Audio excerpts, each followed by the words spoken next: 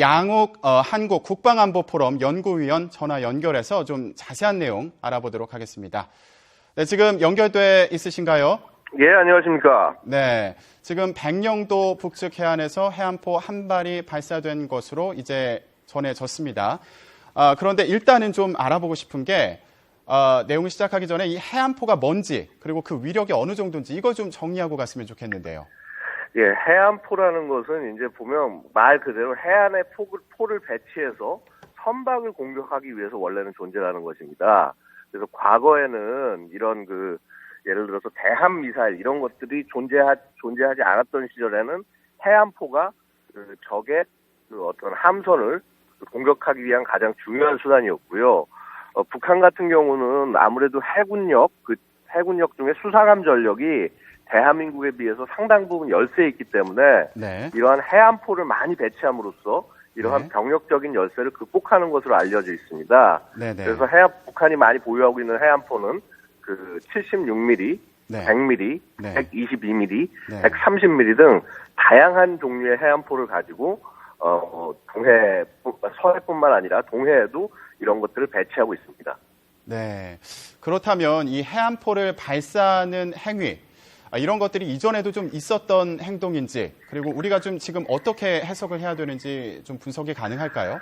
일단 북한은 해안포 가지고도 도발한 사례들이 많습니다. 과거 네. 보면은 당포함 사건이라고 그래서 네. 우리 해군 함들이 네. 이제 북한 NLL 지역 그러니까 동해 쪽에 NLL 지역에서 조업을 하고 있던 네. 이 어선들을 지도하기 위해서 이제 그 근처에서 그러니까 북한 쪽 NLL로 안 넘어가게 하기 위해서 지도하고 있던 우리 경비함을 해안포로 공격해서 격침했던 그런 사례도 과거에 있었고요. 네. 그 이외에 이제 최근에는 이 해안포를 가지고 공격을 하거나 하는 사례가 그렇게 눈에 띄게 많지는 않지만은 네. 예를 들어서 이제 재작년 정도에는 아마 우리 고속 그러니까 우리 미사일 고속함인 윤영하급 함 인근에 해안포를 발사해서 우리 해군함을 위협하기도 한 그런 사례도 있었습니다. 결국 이 해안포 발사라고 하는 것은 실제 해안포가 갖는 위력에 비해서 좀 어떻게 보면은 현대면에서는 그닥 좀 맞지 않는 측면들이 좀 있습니다. 예를 네. 들어서 해안포를 가지고 어떤 우리 서북도서 지역을 직접적으로 공격한다. 불가능한 일은 아니지만은 매우 효율적이지 않은 공격 방법이기 때문에 네. 이걸 활용한다라고 하는 것은 결국 긴장의 수위를 높이기 위한 것이 아닌가 이렇게 생각할 수 있겠습니다. 네. 그러니까 실질적으로 가진 어떤 위력보다도 상징적인 의미가 있는 거 아니냐 이렇게 좀 이해를 해도 될까요? 예, 상대적으로 그렇긴 하지만 그렇다고 해서 위험하지 않다는 것은 절대 아닙니다. 네. 해안포에 공격하는 어떤 위치라든가 방향이 정해져 있기 때문에 이것이 꼭 예를 들어서 이제 인근에 있는 우리 도서들에게 네. 위협이 안 된다. 이것은 절대 아니지만은, 네. 근데 이제 아무래도 각도가 제한이 돼 있고 공격할 수 있는 범위가 제한이 돼 있기 때문에, 네. 아무래도 좀 한계는 있다. 이런 말씀을 드릴 수 있습니다. 네. 그런데 지금 방금 전에 이제 주민분을 연결을 해봤는데요. 네. 다행히 NLL을 넘어온 것 같지는 않다. 이제 예. 이렇게 전해지고 있습니다. 그 주민분들은 상당히 이제 불안해 하셨을 텐데, 예. 예, 그나마 NLL을 넘어온 것으로는 관측이 되지 않고 있습니다. 예. 이런 상황에서 이게 어떤 도발의 의미가 있다고 봐야 되는지 이 부분도 궁금하거든요. 저는 분명히 도발의 의미가 있다고 봅니다. 이것은 도발을 위한 행위고 그 이외의 것은 네. 해석될 수 없다고 생각이 되는데, 네. 특히 왜 이런 말씀을 드리냐면은, 네. 지금 이 도발이 된 시기가 보면은 지금 네. 오늘이 토요일 아니겠습니까? 그렇죠. 토요일 오전이요. 토요일 예. 오전에 예. 많은 것을 하지 않고 그냥 포를 딱 한 발 쏘므로써 네. 긴장을 극대화시킬 수 있다. 이런 면에서 봤을 때 북한으로서는 이것을 하지 않을 이유가 없다라는 것이죠. 네네. 그렇죠. 아무래도 이 주말 오전에 갑자기 이런 소식이 전해지면서 주민분들도 상당히 놀라시고 또 조업을 나갔던 분들도 되돌아오고 이런 좀 혼란이 있었던 걸로 보입니다. 아무래도 아까 말씀하셨던 것처럼 그런 불안감을 조성하는 측면 이런 부분에서 상당한 의미가 있다. 이렇게 좀 봐야 되는 상황이겠군요. 예, 그렇습니다. 네. 그렇다면 지금 이게 도발의 한 가능성이라고 본다면 어떤 국지적인 도발이다. 이렇게 좀 해석을 해야 될까요? 글쎄요, 이제 이 이후부터 우리가 어떻게 대응하냐도 솔직히 굉장히 저는 중요한 포인트라고 생각이 됩니다. 네. 예를 들어서 여기에서 우리의 대응이 네. 충분치가 않다. 네. 뭐 예를 들어서 여기는 허점이 있다. 네. 이런 부분들이 확인이 되면은 네. 분명히 어떤 추가적인 도발 같은 것들 약간 좀 에스컬레이트 될 수가 있다는 것이죠. 도발의 성격 자체가. 네. 근데 지금 뭐 예를 들어서 보면 북한이 과거에 우리 8월 기뢰 도발 포격 도발 때도 보면은 네네. 일단 우리의 어떤 탐지 능력이나 이런 것들을 테스트해 보기 위해서 아시다시피 이제 그때 또 보면은 우리 스피커 대북 확성기 방송 인근에 대고 일단 고사 총을 한 발을 발사합니다. 네네. 그래서 이제 그거를 이제 우리 군이 이제 탐지하고 어떻게 대응할까 이렇게 하고 있는 사이에 네. 이제 예를 들어서 뭐 더 추가적으로 이제 도발을 할 수가 있는 것이거든요. 그래서 지금 네. 제가 볼 때는 이런 상황에서 네네. 우리 군이 뭐 저것이 뭐 한 발 뭐 어디로 떨어지는지 모를 한 발이긴 하더라도 네. 우리 군은 지금 뭐 예를 들어서 지정된 위치로 뭐 가급적이면 북쪽 NL 쪽에 붙이거나 하는 그런 방식으로 해서 더 많은 포를 쏘므로써 네. 우리에게 우리가 지금 이러한 어떤 북한의 포 사격 행위를 인지했다. 우리는 더 강력한 준비를 하고 있다. 네네. 이런 좀 의지를 보여줄 필요가 있지 않나 이렇게 생각이 됩니다. 네네. 그런데 지금 애초에 전해지기로는 한 발이 발사된 걸로 추정된다. 이제 이렇게 전해졌었거든요. 예. 네. 그런데 지금 일부 언론에서 보면 10발 안팎을 발사한 것으로 보인다. 또 이렇게 전해지고 있습니다. 그래서 일반적으로 북한에서 해안포를 발사할 때 규모가 어느 정도 수준이었나요? 이전에 기준으로 볼 때요. 근데 이제 그것은 딱 어떻게 정할 수 있는 부분은 아닌 것 같습니다. 네. 예를 들어서 죄송합니다. 많은 부분을 발사할 필요가 있다라고 네. 할 경우에는 당연히 뭐 여러 발을 쏘면서 이전 2014년 2월 같은 경우는 뭐 모든 해안포가 포문을 열고 일제 사격 훈련을 함으로써 긴장을 최대한 높인 바가 있었고요. 네네.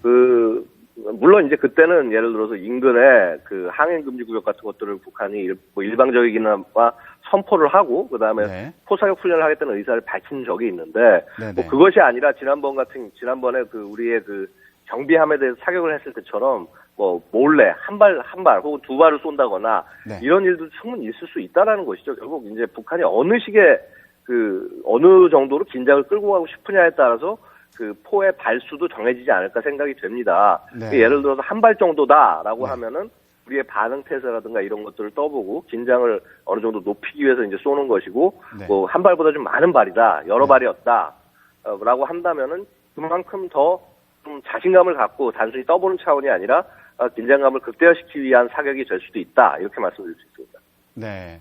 그렇다면 지금 말씀하신 걸 볼 때 지금 만약에 10발 안팎이다 이렇게 본다면 좀 더 강력한 어떤 반발의 의미를 갖고 있는 게 아닌가 이렇게 좀 글쎄요, 이게 한 발이다, 10발이다 이런 거를 가지고 이렇게 어떤 북한의 의도를 판단하는 것은 좀 너무 이렇게 단순한 얘기일 수도 있으나 네. 예를 들어 단순히 한 발이었다와 10발이었다의 차이는 분명히 있을 것입니다. 네. 한 발이었다라고 하는 것은 인근에 있는 부대들이 어떻게 반응을 하지를 보기 위한 그런 어떤 행위로 볼 수 있다고 한다면 네. 그것보다 많은 발수를 발사했다라는 것은 그건 명백하게 불안을 더욱더 증폭시키기 위한 도발이다. 네. 이렇게 볼 수도 있습니다.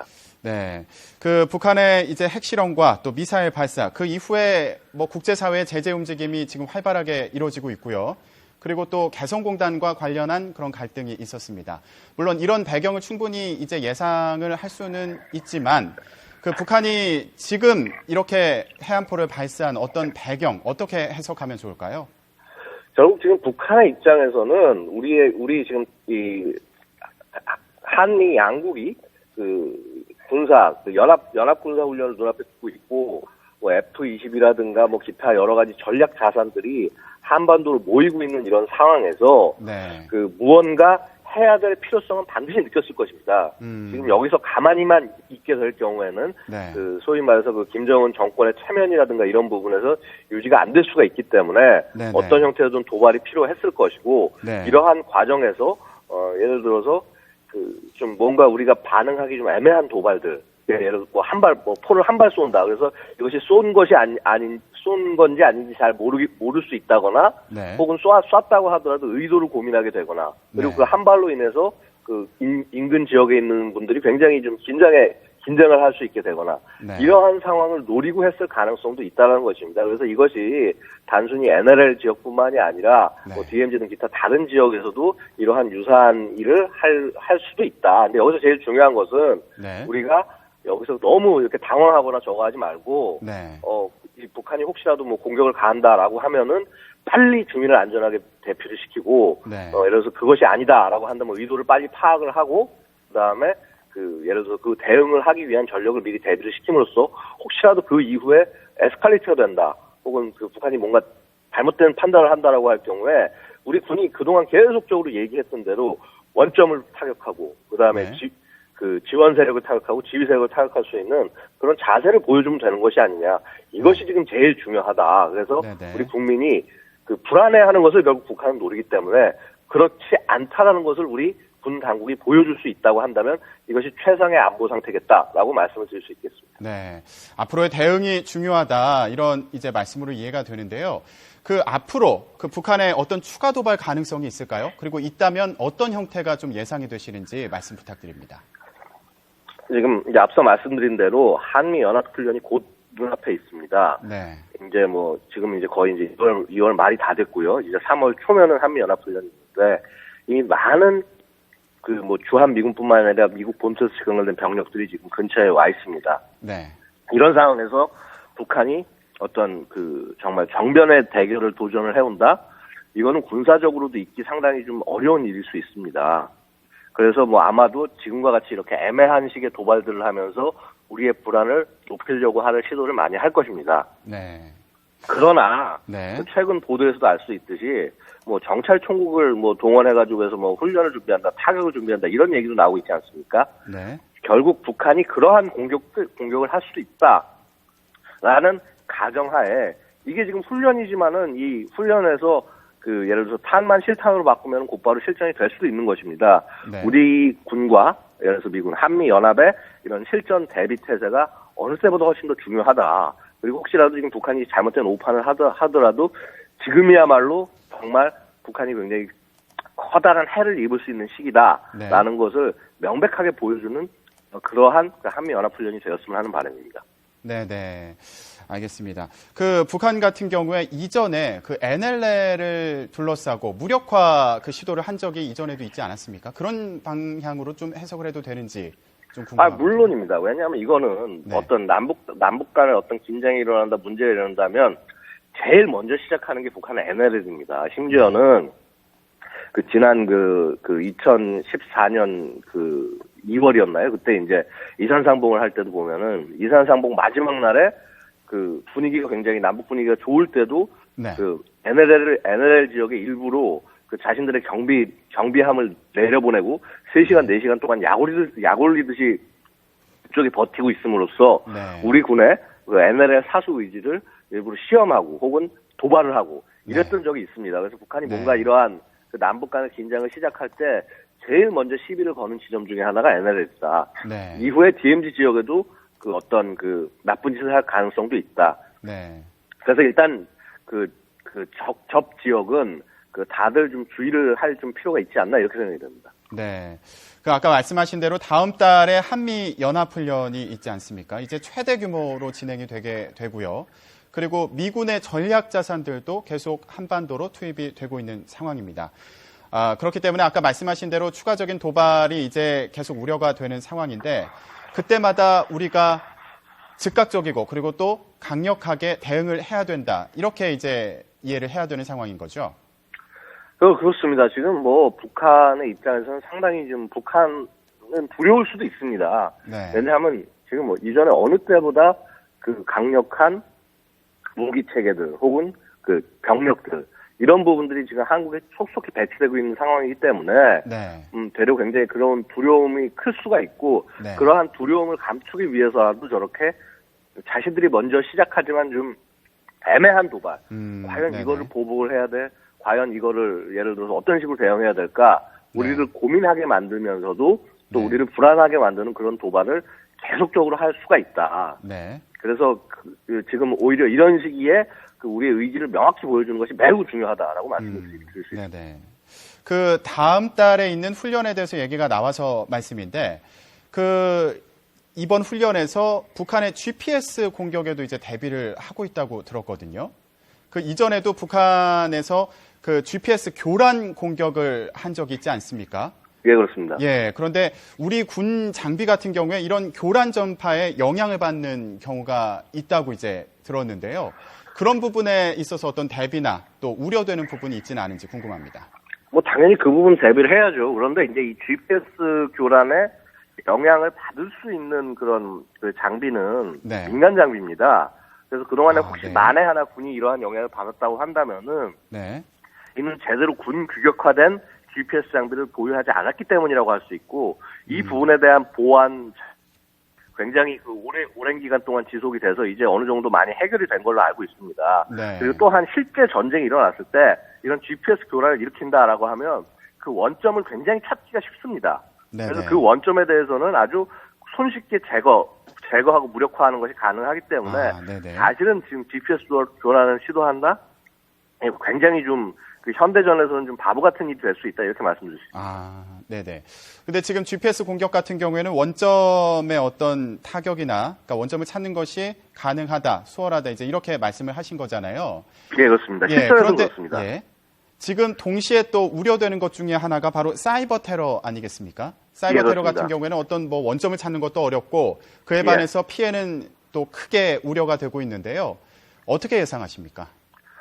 사이버 테러 가능성은 늘 열려 있고 지금 저도 마찬가지긴 하지만은 네. 하루에도 엄청난 양의 그 이메일 같은 것들을 발송을 해서 뭐 그걸 통해서 감염을 시킨다거나 네. 여러 가지 수단을 통한 그런 해킹이 좀 가능할 수 있다는 것입니다. 네네. 심지어 최근에는 그 핸드폰에 대한 그런 그 스마트폰에 대한 공격이나 이런 부분들도 한참 연구되는 것으로 알려지고 있고요. 네. 그래서 결국 이러한 차원에서 제일 중요한 것은 이런 그 사이버 공격 같은 경우 결국 제일 중요한 것은 우리가 일상에서 그런 대비를 잘하고 그다음에 그 이외에 주요한 어떤 시설물들 아니면 공공기관이라든가 뭐 방송국도 마찬가지고요.